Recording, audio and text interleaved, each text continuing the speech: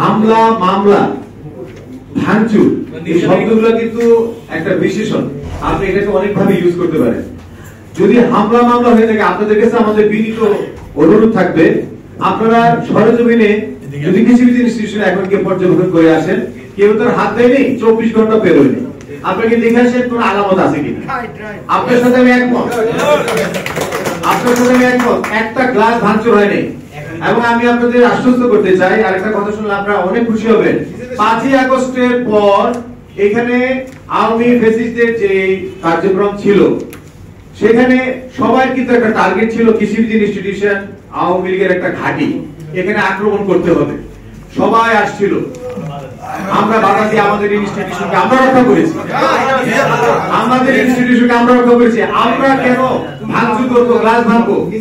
আপনার সাথে আমি একটু সাপ্লিমেন্ট করতে চাই। আমাদের কিছু ইয়াং কৃষিবিদরা গতকাল ছিল, যখনই আমরা প্রশাসনের রুমে গেলাম, ওনার সাথে আমাদের তর্ক বিতর্ক, যুক্তি তর্ক এগুলো হচ্ছিল। তো বাইরে যারা কেউ বসেছিল, সেখানে লেখা ছিল নির্বাচন কমিশন, একটা সাইনবোর্ড বা একটা প্লেট, ইয়ার কি বলে কাগজে। তা আমরা তো নির্বাচন কমিশনের উপরে আমাদের আস্থাই নেই, বলছি যে এই নির্বাচন কমিশন দিয়ে সুষ্ঠু নির্বাচন হবে না, এই নির্বাচন কমিশন এখানে লেখা রাখছেন কেন? তো তখন আমাদের কিছু ছোট ভাইরা বা আমাদের যারা কৃষিবিদরা আছে, সেই ইয়েটা কাগজের সেই প্লেটটা ফেলে দিছে। এটা কি হামলা, এটা কি মামলা, বা এটা কি ভাঙচুর?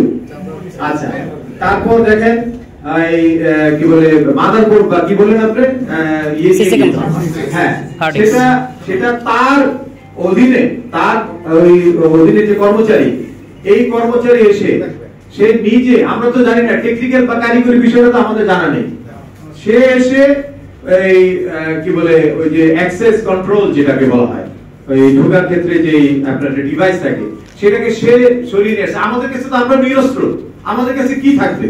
আমরা কেন এই ডিভাইস আমরা কিভাবে বের করতে হয়, কিভাবে খুলে আনতে হয়, এগুলো তো আমরা জানি না, যারা লাগিয়েছে তারাই জানে।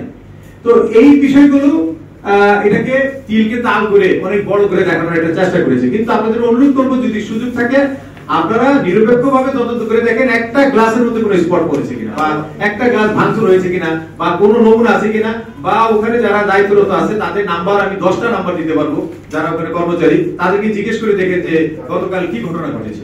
আমরা নিরপেক্ষতার স্বার্থে আপনাদেরকে আমরা সহযোগিতা করতে প্রস্তুত আছি।